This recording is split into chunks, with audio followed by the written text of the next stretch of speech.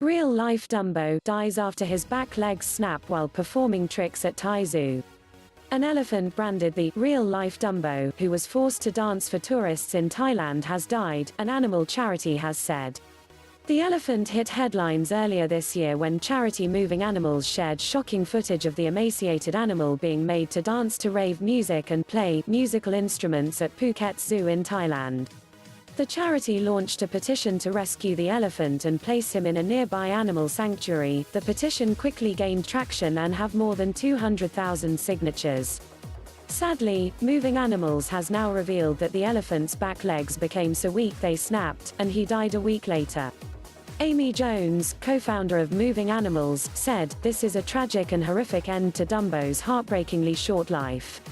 His skeletal body clearly suggested that he was unwell and could be suffering from malnourishment and exhaustion. And yet the zoo did nothing until receiving international criticism. Under their care, this baby elephant broke both of his back legs, and the zoo did not even realize for 3 days. I can't bring myself to imagine Dumbo's suffering during this time." For Dumbo to die whilst under the so-called care and treatment of the zoo shows just how neglected these animals are in captivity. We hope that Dumbo is now finding the peace that he was so cruelly denied in his life, and that his tragic story will urge Thai authorities to finally put an end to these outdated animal performances. The vet who treated the elephant told the Phuket News, "It was the worst," explaining that he became injured following a horrible accident after his front legs became stuck in some mud while he was holding himself up with his back legs on dry ground. She continued, "First, he tried to lift himself out with his back right leg, but the bone was too thin and too brittle, and the stress on it caused it to break.